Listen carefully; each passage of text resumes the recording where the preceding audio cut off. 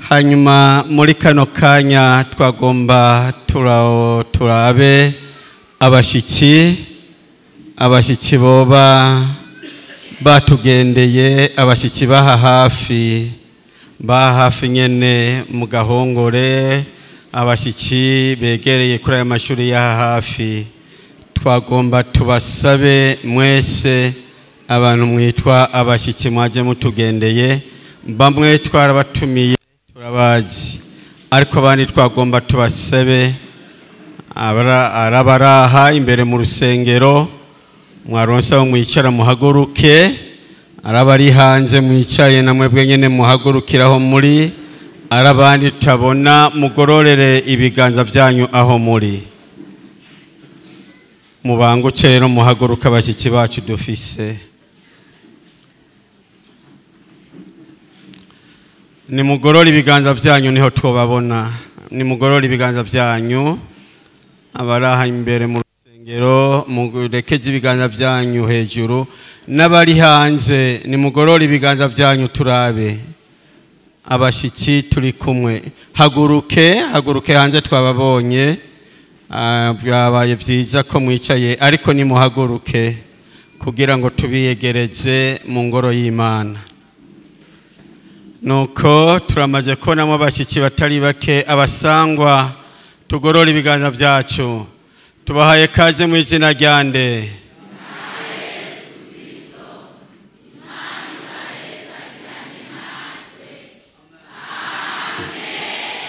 Kaze cyane bene data, mwiyumvemwo umugisha w'Imana.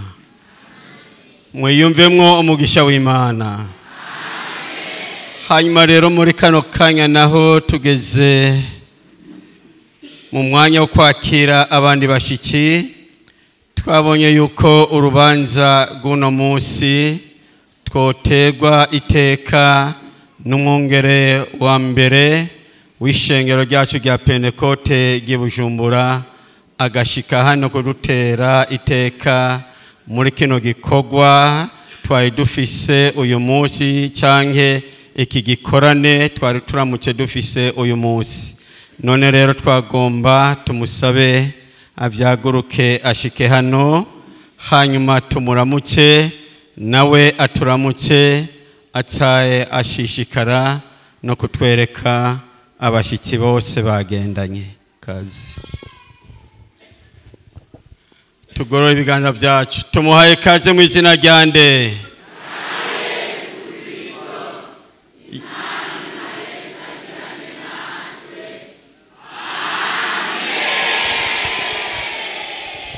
Murakoze cyane. Nanje ndabaramukije amahoro ya Kristo Yesu. Naheruka ngaha igihe twaza kugurura iyi shure, none mwaragize umugisha cyane bikomeye, murabona abantu ntimukironkaho mubakwiza. Imana nishimwe. Kandi hariya twaje tuva, abakozi b'Imana nabo mu nzu yanje nibo bazi ko na jino batumye intasho muzakire mu izina rya Yesu Kristo. Nari narondeye abavuga butumwa ndababura, ndavuga ataha ahantu hari abapastori batagira abavuga butumwa birakomeye. Abavuga butumwa haguruka turabe, ni mwebwe tugomba guherako. None hasigaye abo gusa nabaha gusa kuri iyi shuri. Ibyo ari byo byose abavuga butumwa muzohore mwicara imbere, kuko nta urongora ari inyuma. Urongora wese yamaje imbere. Muzohore muguma imbere. Hanyuma hariho abo twazananye mu muduga n'abo bandi bicaye aho imbere, mwese ndabona munabashitse muhaguruke. Abapasoni b'abakozi b'Imana b'abapastori mwaje, nabonye bamwe, muhaguruke. Erega hariya hakurya y'ibiyaga binini bahera ku bapasoni, twari guhera kuri mwebwe. Abagabo bazi nyuma kure. Ego turahaye kaze n'aba bapastori bose bagize iri shengero ryino, bahagararaho bari mwese. hanyuma rero nabazaniye umushitsi tubana hariya ku misiyoni murabona iyagera jewe ngera hepfo ntimugire rero nabazaniye umushitsi w'igice murabona ko ari umugabo yuzuye ava mu mashengero ya Pentecote y'Kongo sepake yacu hariya nka sepebu y'Urundi none aba bakozi b'Imana bo bahaye kaze mu izina ryande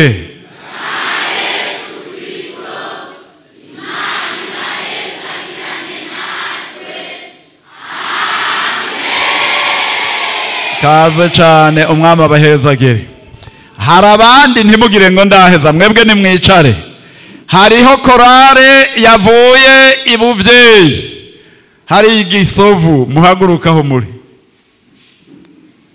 kuko mwebwe muri benshi urabona muri abavyeyi koko hariho korale yavuye igihanga nababonye mwebwe ahantu mwari ndiko ndarengana murabona mwebwe muri benshi mu rusengero rwose abo mbanze mpe kaza abo numvise hariho iyindi turayivuga hanyuma mbega abo mubahaye kaza mu izina ryande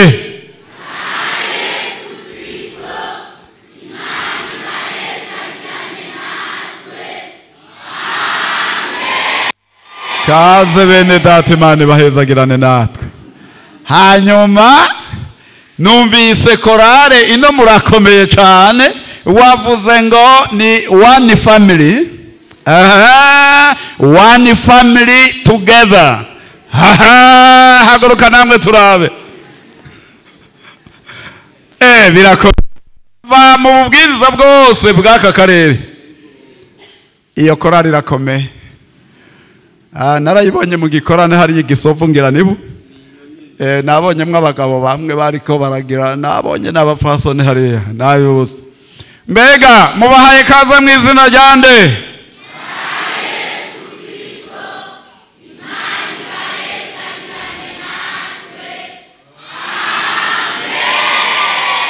kaze bene data abantu b'igahongore murakomeye mwakoranije abantu bose muzana ngaha turabuyifurije kubaka urusengero rwagutse kuko murakunda abashitsi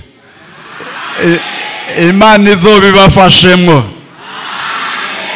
reka dusubize ijambo hano pasiteri mbega pasiteri ko mwamana ntawo muha kaze mbega mumuhaye kaze mu izina ryande Yesu Kristo mukorera iki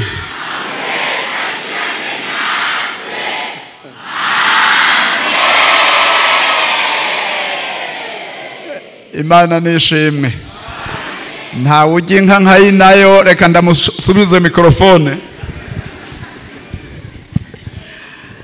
Haleluya Yesu nashimwe none rero muri kano kanya turamaze guhana kaze ubu naho twagoma duhe kaze bamwe bamaze kugerekeranye mu cya Yesu bamwe twabatiriza turahaye kaze pasiteri Samuel ashike hano abahe kaze mu ijambo ry'Imana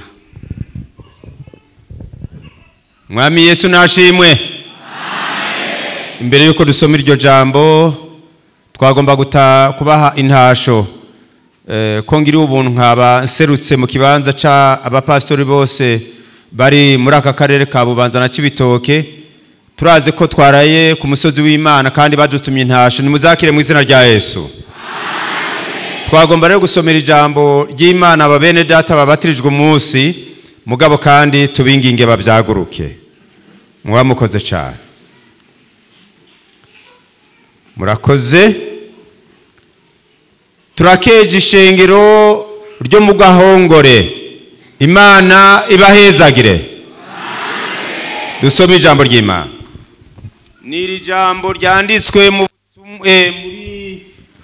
byakozwe n'intumwa igitabo cyanditswe n'umukozi w'Imana Luka ibyakozwe n'intumwa igice cya mbere ku murongo wa 4 duce dusoma kandi no ku murongo w'8 igitabo cy'ibyakozwe n'intumwa cyanditswe n'umukozi w'Imana Luka turasoma maze ariko arasangira nabo arabihanikiriza ati ntimuve i Yerusalemu ariko murorere isezerano rya data iryo mwanyumvanye.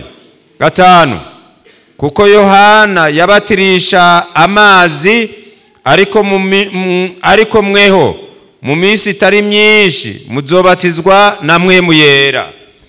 Ku murongo 8 havuga ngo ariko muzohabwa ubushobozi Mpwemu Yera niyabaza ko muzoba ibyabona byo kunshingira intahe i Yerusalemu, i Yudaya hose, i Samariya no gushitsa ku mpera y'isi. Amen. Niri jambo dusomeye ababene data. Muri urugendo rwo kuja mu ijuru hari intambuko zigera nko kuri 3 aba Kristo abariko baraja mu ijuru batambuka bashikamwo. Intambuko ya mbere mwashikije niyo kubatirizwa mu mazi menshi. Imana ibahezagire. Twagomba kubwira umuntu wese yoba ari umushitsi ko muri jambo ry'Imana ryamarisemerera ngo nyabuna nuce mu kirenge Yesu yaciyemwo cyo kubatirizwa mu mazi menshi. Turakwingingira kugira ngo nawe ugere ikirenge mu ca Yesu uzobatirizwe mu mazi menshi kugira ngo dushike mu bwami bwa data. Iki ndakivuga ko ubugira kandi suko Yesu yigeze akora icyaha na kimwe, ariko yavuze ngo Yohana emera umbatirize kugira ngo dushitse iki jambo ibyagezwe uko bivuga ukugororoka kose. Birakwiye rero wa muntu uraha nk'umushitsi nawe wenyene ngo uzobatirizwe mu mazi menshi. Wewe wumvise iri jambo, Imana iguhezagire. Ababene data rero uyu munsi kuri igenekerezo rya 11 murageze ikirenge mu ca Yesu, mwabatirijwe mu mazi menshi. Singomba kuvuga insiguro yo kubatizwa mu mazi menshi kuko mwarayize bihagije. Mwakoze cyane, mwarakoze kumvira iki jambo ry'Imana rivuga. Kandi ndavuga nti iri shengero ryo mu Gahongore mufise umugisha ukomeye cyane. Mubabatirijwe ndabonamwo abatama. Haleluya. Bene data mukuze muhunze uburake buzoza igihe gikwe nkiki. Kandi harimo n'abakiri batoya kumbure Imana yo mu ijuru ikibahaye iminsi bafise iminsi yo gukorera Imana. Mwakoze cyane. Ikigira kabiri uri karaja mu ijuru ategerezwa gushitsa niki kubatirizwa muri Mpwemu Yera. Naya majambo Yesu yavuze abwira intumwa abigishwa biwe ariko arabasezera arabibutsa yuko urugamba ruri imbere yabo ko barabatirijwe n'ivyo namwe mwabatirijwe n'ivyo, ariko aravuga ngo birakwiye ko mubatirizwa muri Mpwemu Yera. Imana ishimwe. Ngomba kubabwira bene da urugamba ruratanguye rero. Intambara iratanguye kuko abantu bagiye kubageza mu buryo bwose.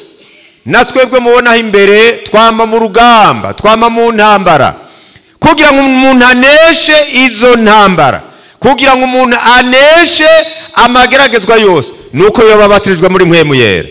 Ndabifuriza cyane kubisengera kuzofata imyanya mukagira intuntu cyane yo gusengera ububasha bwa Mpwemu Yera.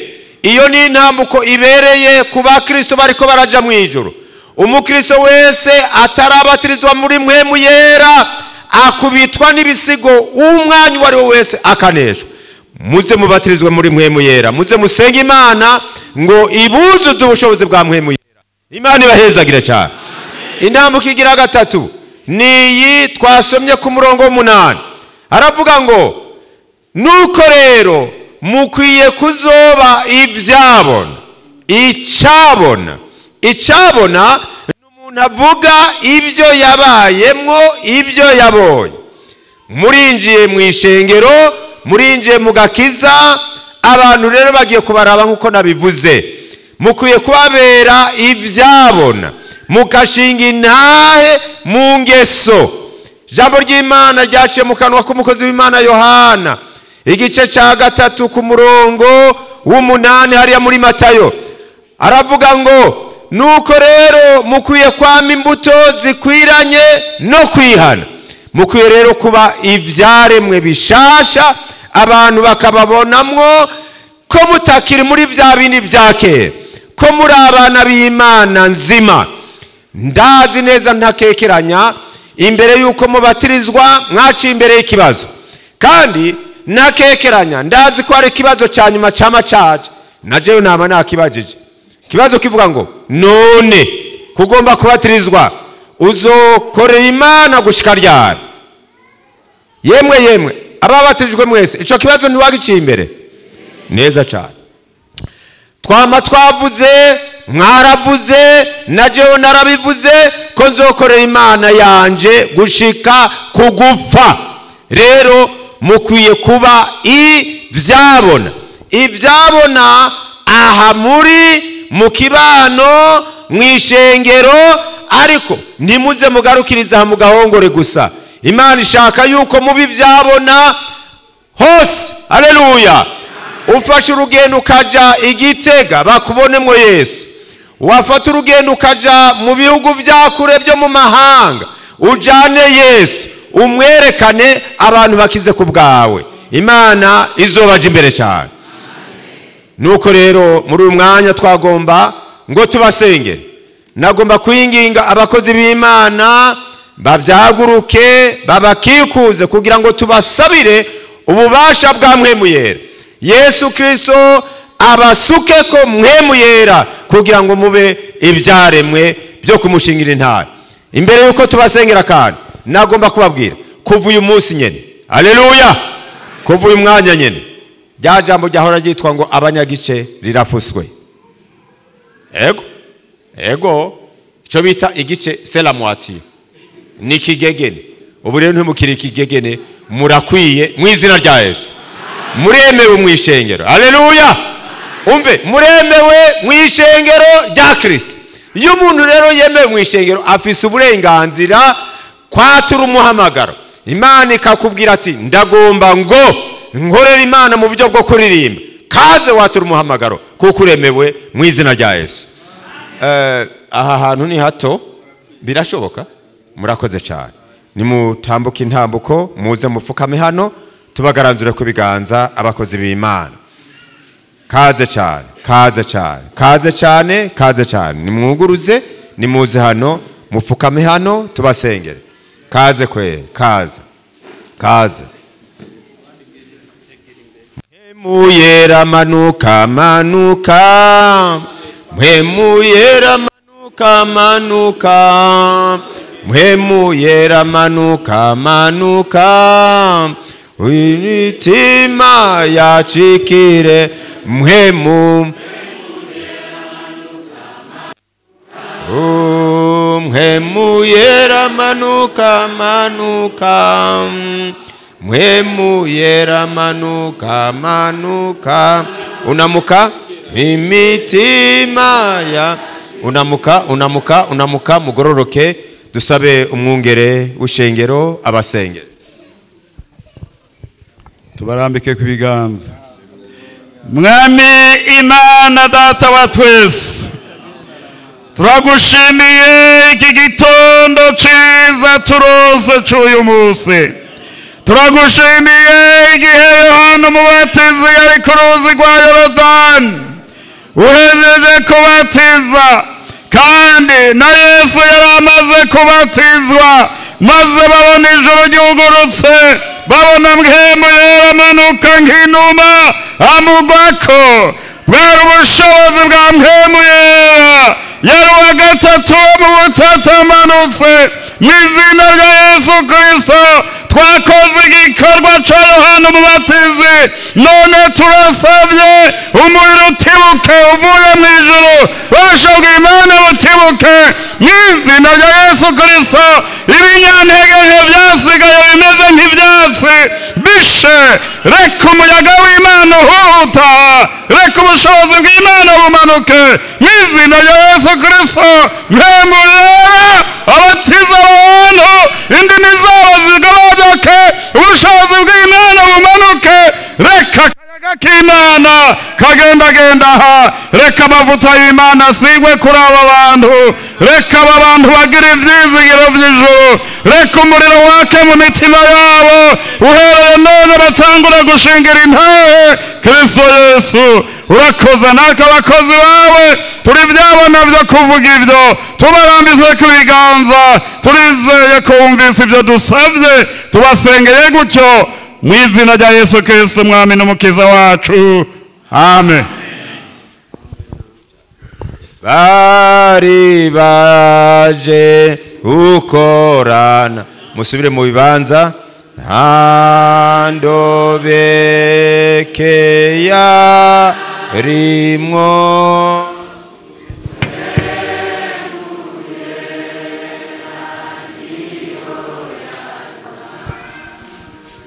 atumwe n'Imana, mwami tuma nonaha, inkomezi zamwemu